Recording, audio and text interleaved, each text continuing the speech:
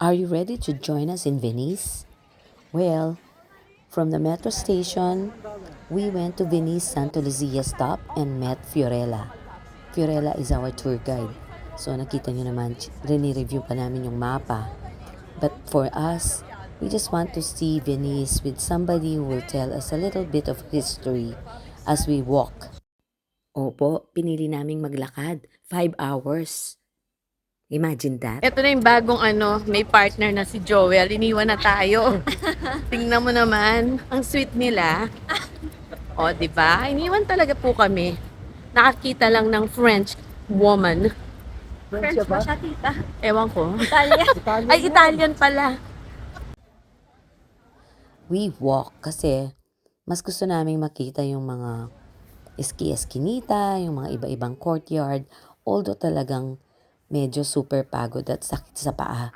So if you're not ready at hindi kayo physically fit to do it, mag-boat na lang kayo.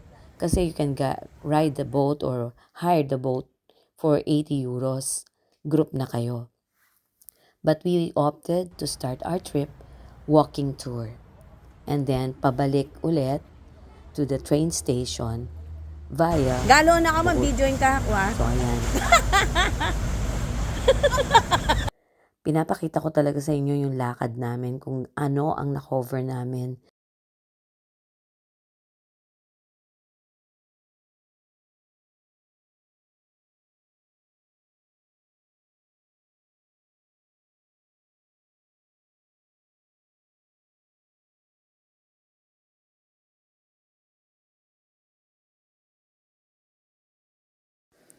As you walk, marami kayong bridges na makikita. Aakyat, bababa.